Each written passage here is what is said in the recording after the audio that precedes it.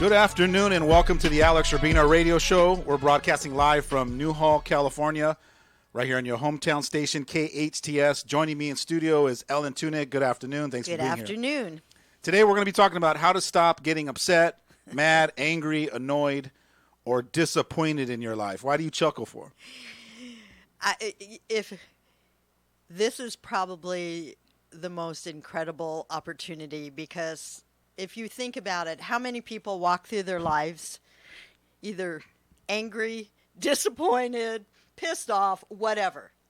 So this topic is huge, and I think most people don't even know there's a possibility not to do that. Yeah. So let's, in order for you to get yourself to a certain point in your life where you stop having these kinds of emotions that are negative and you're wallowing around in the sadness and the anger, being upset or annoyed towards either people in your life or situations that have occurred, you don't really know that you actually can be in control of that. Exactly. That you can actually, you do actually have a choice.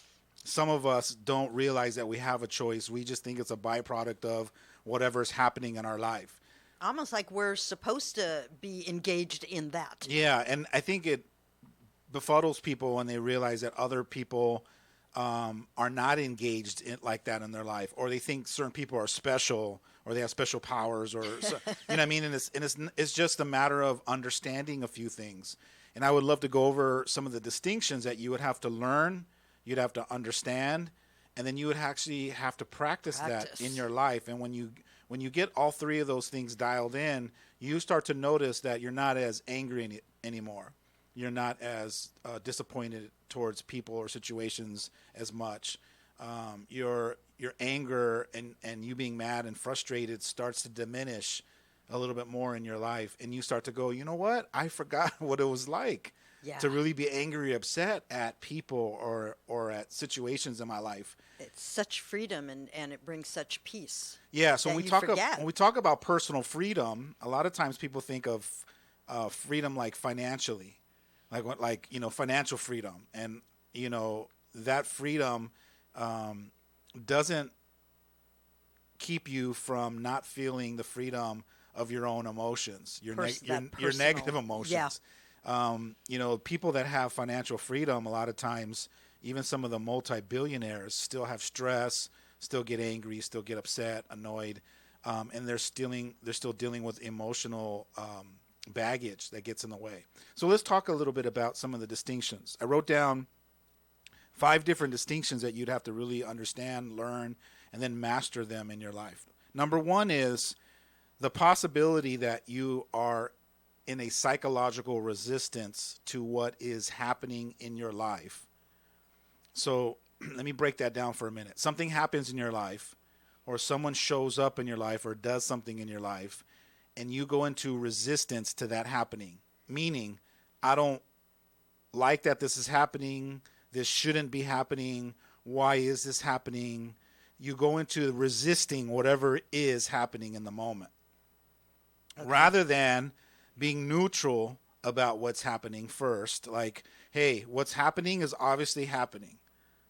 It is what it is, right? Instead of adopting that mantra in your life that everything that happens is happening for a reason. How do we know that?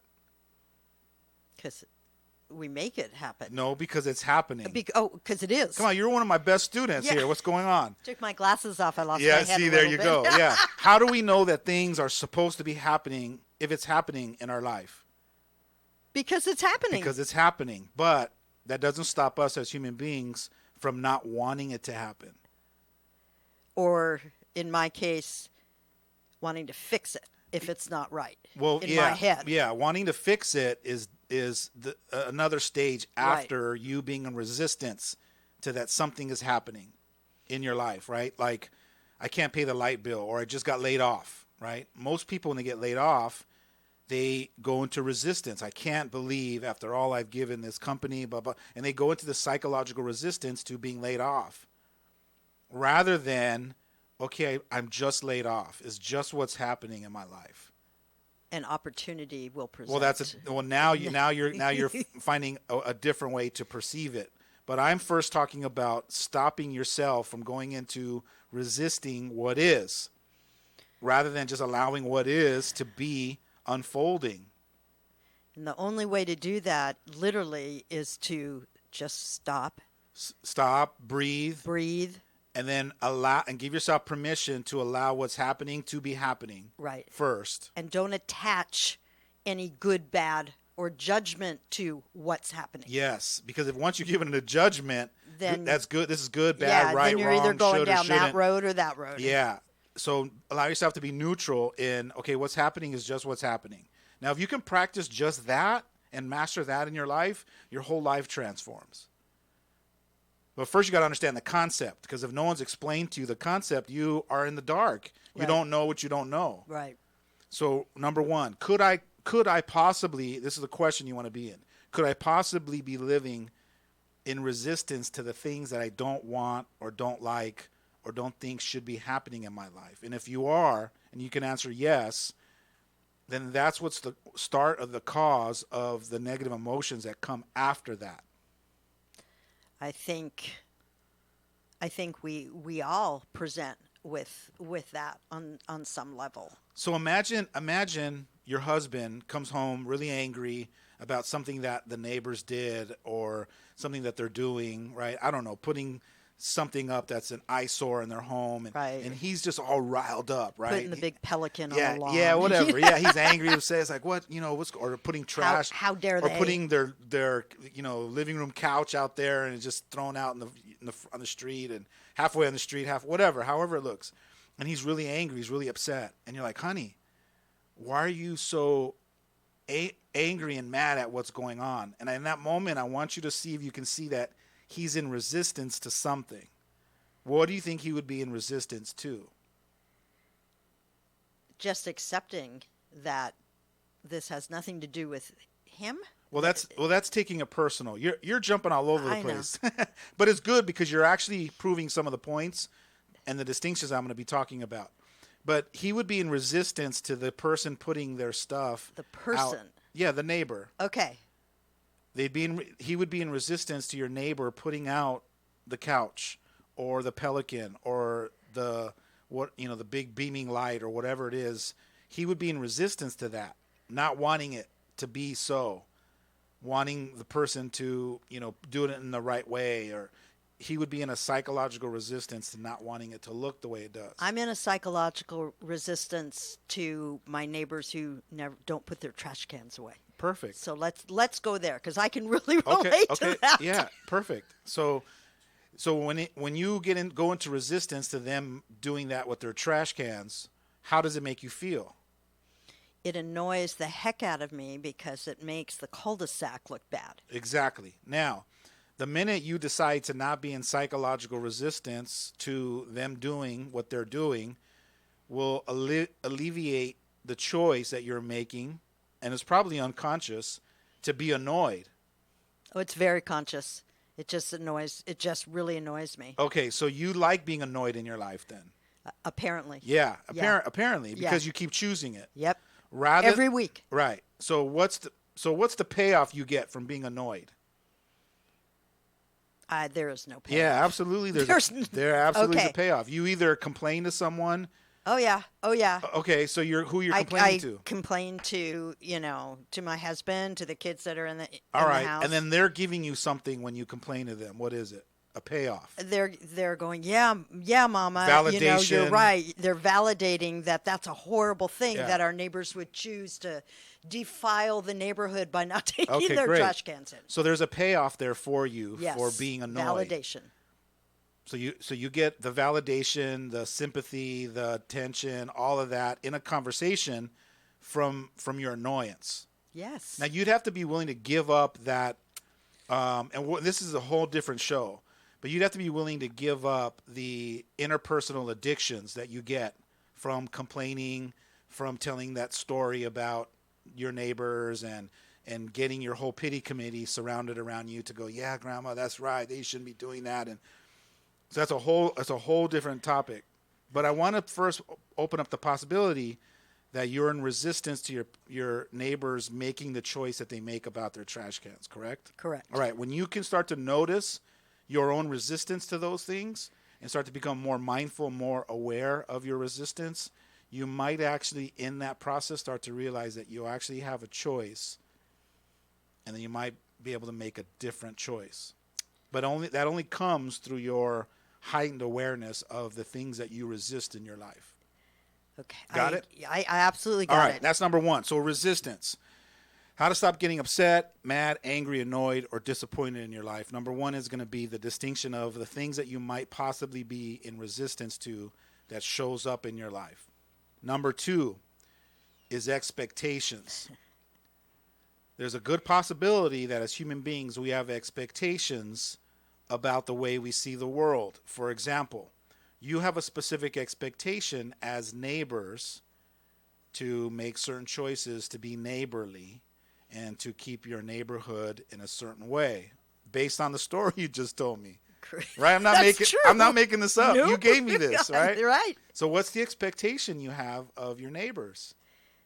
That they would be responsible and care about making the rest of the neighborhood look clean and nice. All right. Now that expectation contradicts their choices. Yes.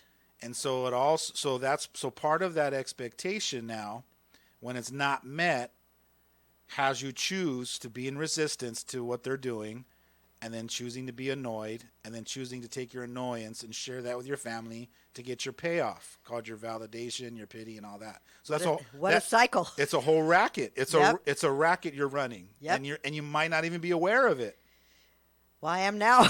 and that's a good thing. And so not only are you aware of it, but people that are listening vicariously through your sharing in this conversation, in this scenario, they're going, oh my God, I do that too. And it might not just necessarily be with the neighbor. It could be with my son or my husband, right, or my boss, or whatever it is. There's certain scenarios that you have expectations, and when they're not met, you're disappointed. You get disappointed. Angry, upset, right? You the get gamut of all of that because of the expectations that aren't met, and then you go into resistance to whatever it was that fell short of the expectation. So psychological resistance, and then the expectations that you might have put around any specific scenario or any kind of a framework that which you live your life. I think that's the key to it, is the way I live my life. I have this expectation that if I know to take my trash cans in, why don't they know to take their trash cans in? And this is the most common thing that I run up against when it comes to the thousands of people that I've coached in my past and continue to meet, is that as human beings, we have this belief system and this expectation that if I know better, why don't you know better? Right. Or sometimes they'll say, but Alex, isn't it common sense? And I'll say, no, common sense isn't. Apparently not. Common sense isn't common. I do this to my husband every day. That's right. All day long. And you're probably annoyed. I'm always and you're annoyed. Upset. And I'm always upset. And you upset. get mad because if he doesn't operate the way you operate, and it's falling short of your expectations of what you think he should be choosing and the way that he should be living his life, it should match yours. And it's so, when I step back and look at it, it's so ridiculous, because it's like, clean up your area on the couch, put the blanket away, put the water bottle, Yeah, because that's what I would do. Because I have a visual that I want to see my couch all clean. And so every day it's like, really? Yeah. Yeah. Oh, okay. And at some point, I got to give it up. And it's really, it challenges me greatly. Now, you'll get some people that are listening, and trust me, I've heard it 1,000 different ways. People that will challenge me and go, so Alex, am I just supposed to let people do what they want? Should I just allow people to walk all over me? Because that's what I know people are thinking, because I've been working with people for over 20 years, right? But that's your choice to feel that way. Well, it is. But and we're going to talk about this before we end the show. Okay. So if you're one of those people that are going, so Alex, does that mean that I just let people do? No, it's not. And I'll tell you later how you can own your own cliffhanger. power. It's a cliffhanger. Yeah. Hey, I'm learning. I'm on radio. I've been on radio for about 7-8 years, but I'm learning. At the end, and remind me, I'll talk about how do we not let people walk all over us, where we could draw a line or hold a space. Create a boundary or whatever. Yeah, so that people aren't just doing what they want. All right, so number 1, psychological resistance. Number 2 is possibility you have expectations, and when people don't meet those expectations, they fall short, thus causing you to be annoyed, angry, mad, and disappointed in those people or in what's happening. Number 3 is judgments. You got to be open to the possibility that you are a judgment machine. And most of us, if not all of us, are judgment machines. We make judgments. Good, bad, right, wrong, should, shouldn't. As soon as something happens, you go, that shouldn't be happening. You shouldn't have said that. Why is this happening now? Why are you doing that? I can't believe that you did way? that, right? So something happens in an instant. We don't even allow ourselves from a conscious place of observing, taking all the information, gathering all the information before we decide something. And this happens a lot even in communication, like a text message. There's a lot of information that's missing. There's that we don't gather. There's somebody will say something and then we don't get the full details, and then when they hang up the phone or whatever, we're stuck with trying to fill the rest of the information, and so we fill it in with our fears, and then we make up a story, and then we're annoyed, angry, upset, or disappointed in the person, but we don't have all the information. So you got to be open to that. You're a judgment machine. You judge everything rather than learning how to be an observer. No one has taught us how to observe. No. Because observing comes from a conscious awareness. Well, and I think also we've been taught not to be passive. And I think when you sit and observe versus act, it seems more passive, which isn't a bad thing. Okay. But we put so much emphasis on leadership where people can just make a decision and it's like, all right, let's do this. And it's like, wait a minute. Yeah. What if that's not the best? What if we haven't sat here really and absorbed it and talked about it and really gave the person the benefit of the doubt, or look to see if what's landed on our plate is maybe a good thing? Like, we're not even really sitting here and observing all of it before we decide. So a judgment is more like something that you have to do right now in this moment, and you just decide. It's like it's instantaneous. It's an instantaneous thing that you've already decided about something, rather than observing it. Observing is more from a neutral state. I'm just observing right now. I'm just taking it in, and I'm reserving my opportunity to decide what I think about it maybe at a later time. Okay, so why does this entire conversation, it makes me wound up? Really? Like what? What kind of I don't wound know. Up? I'm like, like what kind of wound up? Explain a little more. Excited, nervous, afraid? Nervous. Like, okay. There's a lot of, because you're speaking to me. Okay, good. You're speaking to me. Good. That's what you needed to hear today. Okay. And it's probably, hundreds of other people, thousands of other people that needed to hear it as well. Yeah. Because you can start to listen to some of the stuff and go, oh my God, I do that. Or I've been doing that. Yeah. Or this makes sense to me. It's like you are talking about me. Okay, good. So resistance, expectations, and then we have these judgments that we've decided good, bad, right, or wrong. And when we automatically make those judgments, then we automatically associate a feeling with those judgments. That judgment. And 9 times out of 10, those feelings are, I'm mad, I'm angry, I'm annoyed, and I'm disappointed of what's happening. Or I'm hurt. Because they don't meet the standards that I think there should be.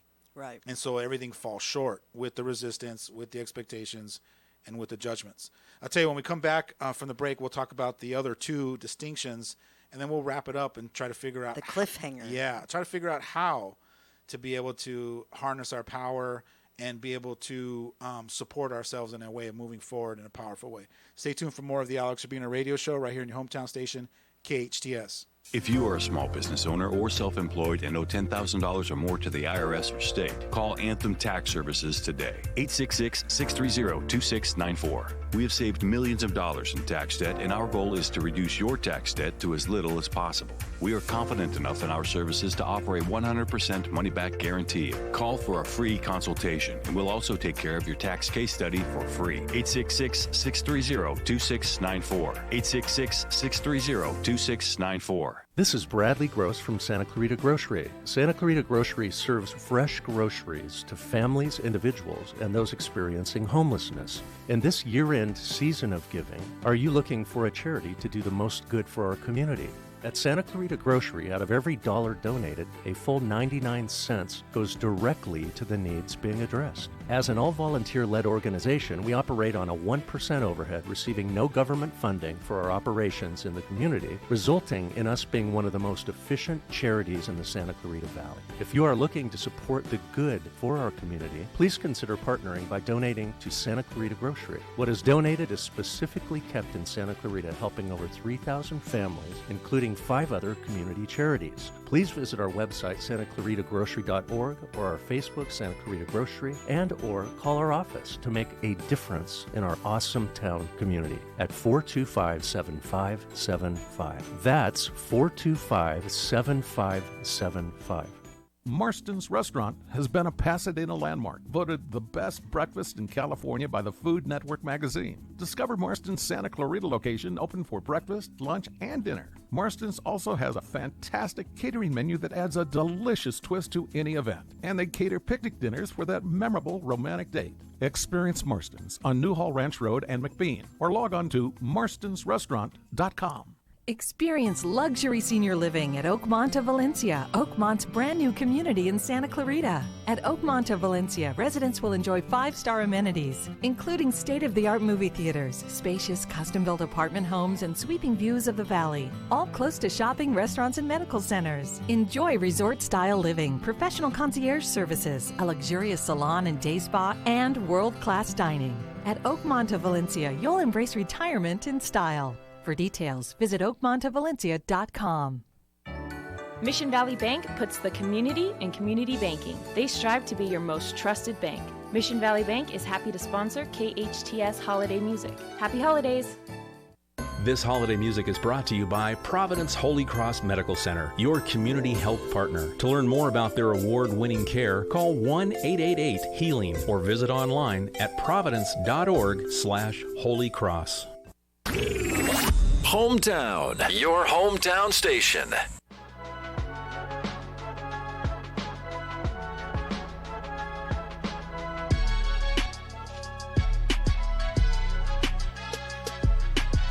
And welcome back to the Alex Urbina radio show right here in your hometown station, KHTS.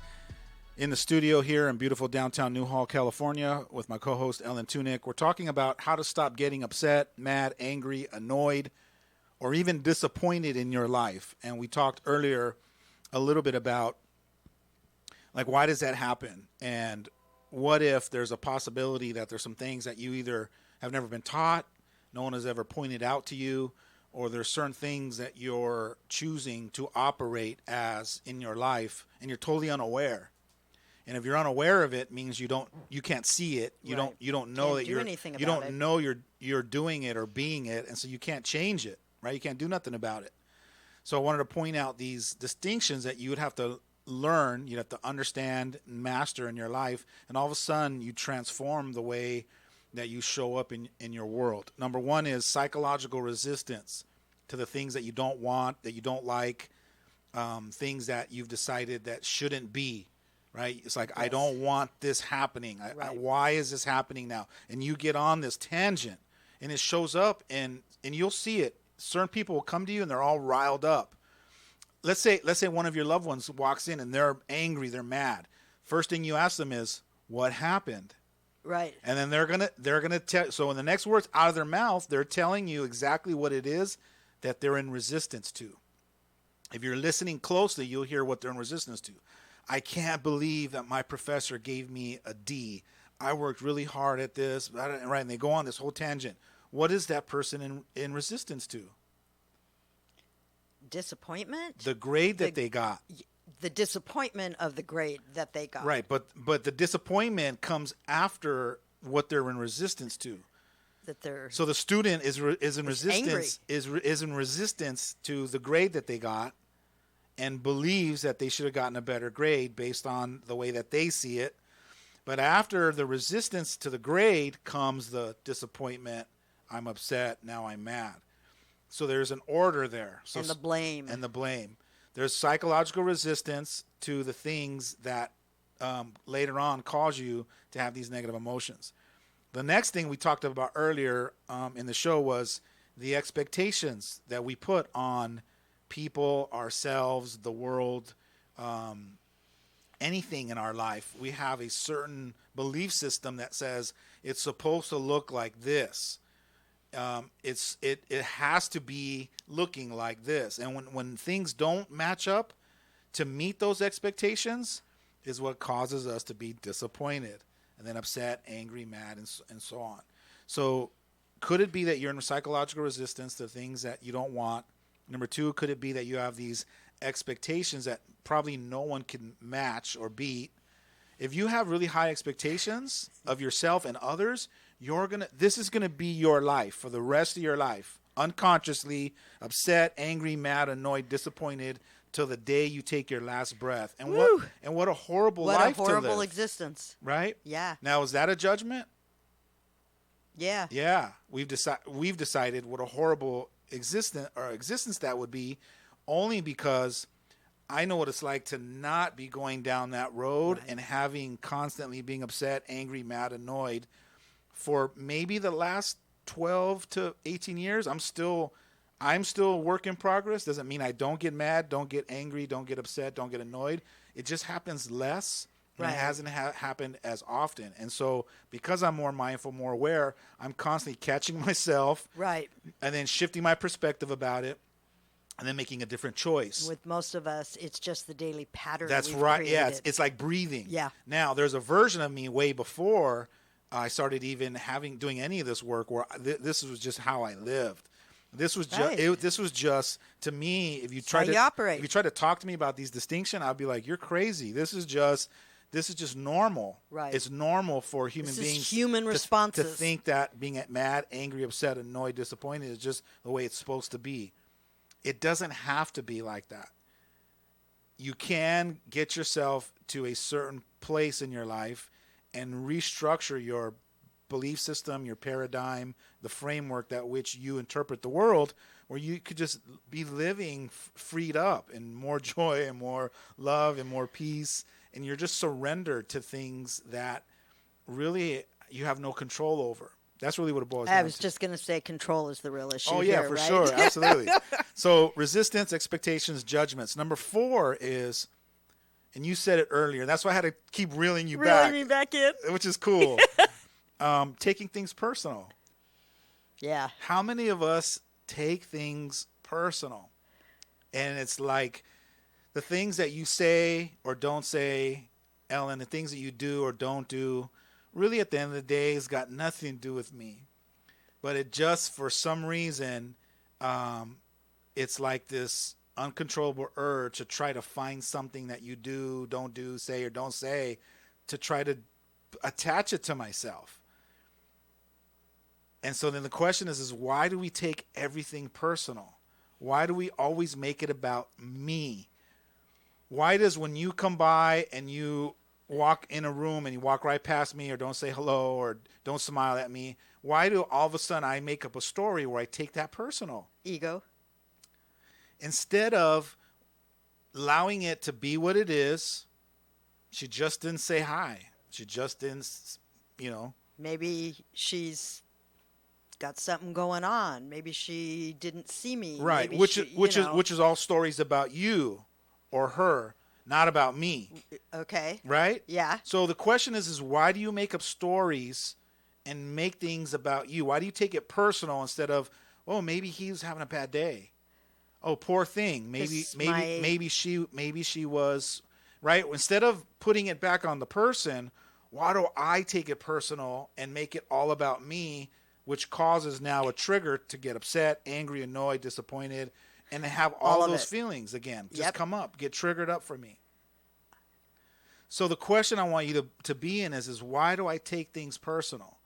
Or be in the question of, do I take things personal? And just start looking in your life as you go about your daily life. If you're angry, upset, mad, disappointed at someone or something, could it be possible that you're taking it personal? Yes. I'm finding it's happening. I'm more aware of it. Like, I will take something personally and then feel that and then go, okay, wait, let me reevaluate that situation. It doesn't really have anything to do with me. But when it comes to my spouse, my partner, I can't seem to release that yet. He's working on it. He's your greatest teacher in this lifetime. Oh, yeah. Your spouse and your kids are your greatest teachers, and you are their student. And the reason why I say that is because my son and daughters and wife have been presenting challenges for me to look at myself since the minute that I met them or knew them. It becomes, because all of a sudden they're the people that I'm with the most, right? They're the ones that I love the most. Seems to be the most challenging. But those are challenges for me to figure out how to reinvent myself. Those are challenges for me to figure out how I perceive, how I interpret, how I decide or choose what feelings I'm going to have or what I'm going to make about myself. And so you got to be looking at yourself and saying everything that's happening in my life is a reflection for me to look at and decide what it means to me. What do I do with it? How do I what I want to do with this? Yeah. Okay, so my daughter just, said something to me that appeared to be disrespectful. Am I choosing to hear it as disrespectful? Yes. Yes. Now, how can I choose to hear it? That would empower me rather than disempower me. You hear what's coming from her heart. Okay. I can hear it as her frustration. As her frustration, yeah. I can hear it as it's the only way she knows how to express herself. Right. I can hear it as her not knowing how to take responsibility and knowing that all she does is blame. Right. I can interpret it about stuff that's on her side of the fence, not mine. So if I choose to interpret it and hear it as a byproduct of her functioning on her side of the fence, then I don't have to get hurt. Right. I don't have to feel disrespected. I don't have to feel she doesn't care. She doesn't love me. That's right. If she loved me, she wouldn't have said it. And this goes all back to the stories we make up, which is a whole nother show that we've probably done about a couple dozen times, right? The stories you can never do enough of those. Well, I mean, how many times have I done this one? It just sounds different. Every time you learn something, you hear something different. Same stuff. It's about learning how to master these things so that we can be more masterful in our life, more peaceful, more joy, experiencing more love, more fun, more appreciation, gratitude towards the people we really want to savor the moments that we have in this lifetime, right? So do you take things personal? And if you do, you really want to look at that and say, why? Why do I take things personal?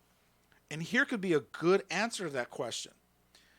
If you have a belief system or a belief about yourself, like I'm not good enough, I'm not smart enough, I'm not pretty enough, I'm not talented enough, I'm not enoughness, right? If you have a limiting belief like that about yourself, then how easy is it for you to take things personal when people say or do things towards you? That's a trigger, and you immediately go to that place. That's right. It's like That's right. As you're saying that, what comes up for me is if I see a dirty couch, then what triggers me is my belief that that dirty couch reflects on me. See? That I keep a messy house. That's and right. that was never okay in my world. That's right. Growing up. And it's a great example of, as a parent, a lot of parents, we take things personal when it comes to our kids and the choices they make, because it's a reflection of me as a human being and my parenting And so then it triggers us in being angry or upset towards our children because they're making certain choices in their life. But they're supposed to be making their own choices. They're supposed to be good, bad, indifferent. They're supposed to be trying to figure out who they are. They're supposed to be making mistakes. They're supposed to be going too far so they can learn. But if you're taking all of that personal, you're getting in the way now with your anger and you're upset and disappointed and you're projecting that onto them. Now you're causing dysfunction in their growth. Right. Right? So resistance, expectations, judgments, taking things personal. You'd have to really understand, learn these distinctions, and then practice them and then master them in your life. And all of a sudden you start to have your life looks different. It's transforming. It becomes transformed. It's almost like, it's weird. It's almost like the universe doesn't send you those people as much anymore. It's weird. It's like you attract a different type of person. You attract people that appreciate you. Or you attract people that understand you, that get you. And then the others, either they make up a story about you and go off in a different way, or eventually, once in a while, you'll get some of those that will challenge you, or they'll try to do that they're to you. supposed to do that. Yeah, of course. That's part of their journey. Yeah, and yours. Yeah, and mine. And then what happens is when they realize that, 1, I don't react. You're not buying in. 2, I'm not in resistance to them being, a bully or, negative or whatever it is, right? I don't expect you to be any specific way, and there's no judgments that I have towards you, and I'm not projecting that towards you. All of a sudden, you fizzles. Yeah. It just fizzles out. Your racket just fizzles, and then you're no longer playing it with me, or you go and you try to find somebody else that's going to play with you. And give you that payoff. Yeah, that's gonna now banter back and forth with you, be upset at each other, be angry, and then do your unconscious dysfunction towards each other. It's like you can't play with someone that doesn't want to play. That doesn't or want to play or doesn't engage with you. Right. Yeah, and at first it's very frustrating for that other person. Absolutely, it is, because they're used to playing with somebody that will argue back, that will banter back, keep it going, and giving them their payoff, right? All those kinds of things. Number 5 is reactive. I want you to really notice how reactive I am in all situations in my life. On a day-to-day basis, how reactive am I when somebody says something to me, has a conversation, even with a smile. Someone walks by and they smile at you. Do you smile back? I do. Okay, is that reactive? Yeah. Yeah. Yeah. It's not proactive. No. Now imagine when someone walked by and smiled at you and you went, oh, that was nice. And then you consciously smile back. That would be proactive. Different process. Yeah, because you're more mindful and more conscious and aware of you choosing to smile back. Most of us we're just reactive.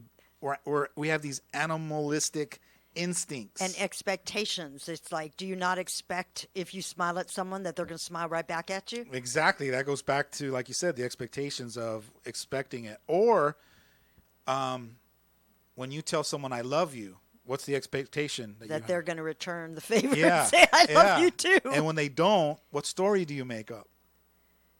That they don't love you. Just a real quick, my first husband, we had met. We had been together for about 5 months. We were in love. He was going to go away skiing, during Christmas, and I was devastated. How could he leave? It's our first Christmas, but, off he was going to go. And I stood there saying goodbye to him, waiting for him to say, I'm really going to miss you. Right. So I said it. I said. That was your expectation, right? And so I decided to say it with the expectation he'd say it back. I said, gosh, I'm really going to miss you. You know what he said to me? I said, aren't you going to miss me? And he looks at me and goes, well, I don't know. I'm not gone yet. It's like, are you kidding me? Yeah. And what story did you make up? I obviously mean nothing to him. That's right. Now, is that the truth, or is that just a byproduct of... It was not the truth.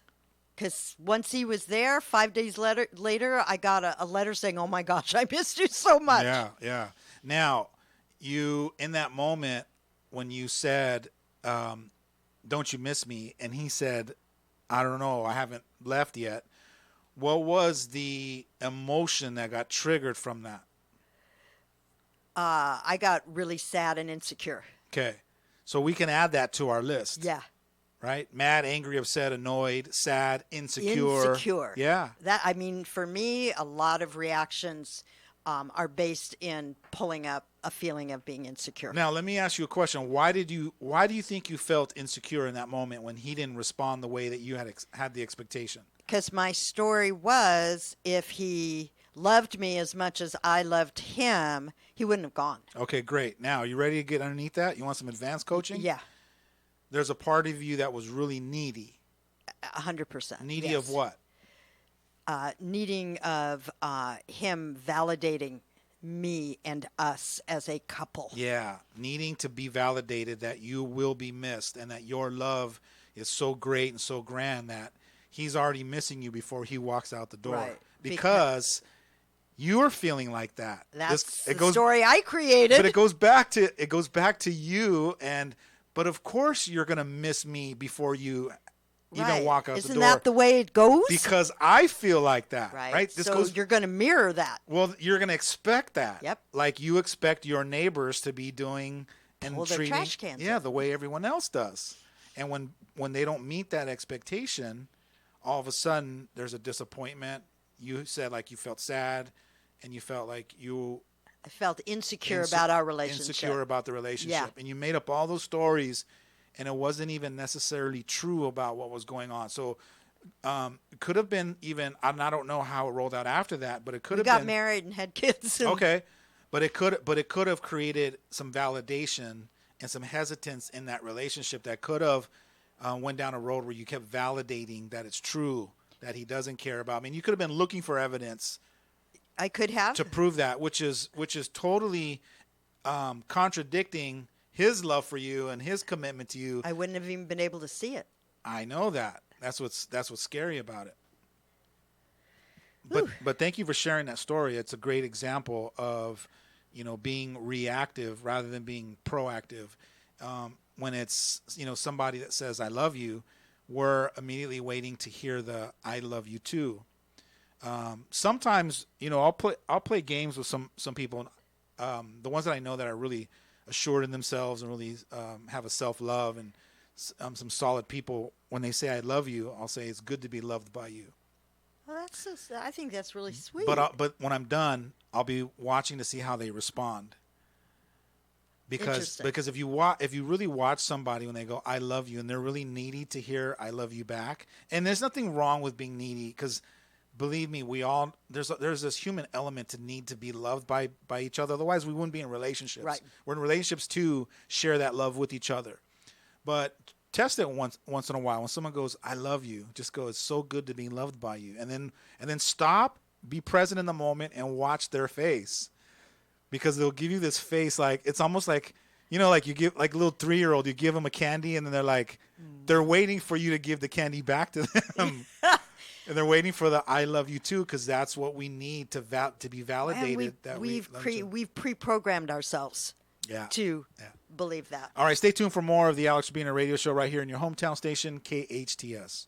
Santa Clarita, bedbugs are taking over our city. They've invaded our homes, our businesses, and most importantly, our sleep. If you have suspicious bites that appear nightly, or have a bug that you need ID'd, your best option is to make one call to All Pro. We offer a 100% guarantee that your bedbug issues will be solved with heat in one treatment. No need to tent or spray your house with chemicals. Heat is all you need. Call 661-298-2200 or text me a bug picture to 661-645-0540. It's time to sleep tight again, SCV.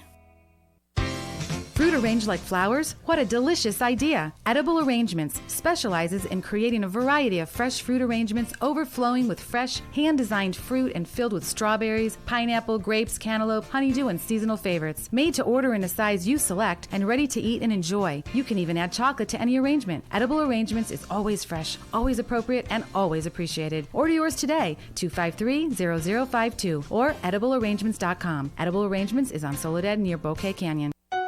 It's It's time to plan our company party. Tables, chairs, lights, and a dance floor. So much to coordinate. AV Party Rentals has everything you need for your company party. Visit their large and beautiful showroom in Newhall and discover how AV Party Rentals can create that extra accent for your company party. No worrying, no stress during setup because their delivery staff is friendly, efficient, and willing to go that extra step to make things easier. On Newhall Avenue and Carl Court, or plan your party online at avparty.com. Your hometown station, KHTS.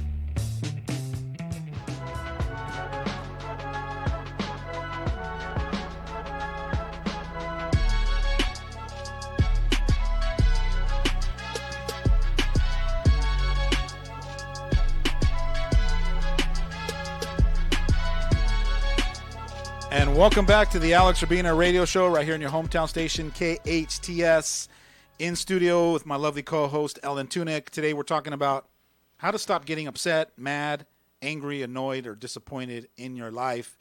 And we went over 5 different distinctions that you would really have to learn, understand, and then practice and master those in your life. And as you get really good at mastering those and really practicing them to higher levels, what happens is you're going to start to notice that you're not as upset at people or situations that unfold in your life. You are less, angry and upset and mad, or annoyed by things, because you start to understand that all things happen for a reason.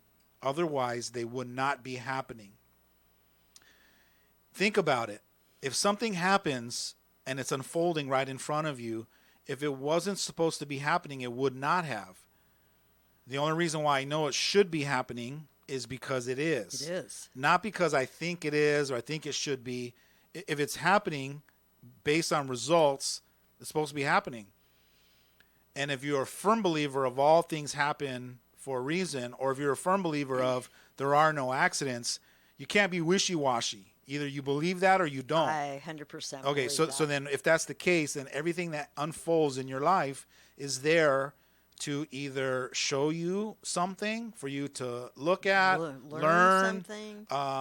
And I'm a firm believer of all things that are challenges for me is my school of life. It's there to teach me or give me an opportunity to learn how to overcome it, learn how to interact with it, how to learn, and in that moment, how to evolve past it. Because if I don't get it right this time, if I come back in another lifetime, guess what?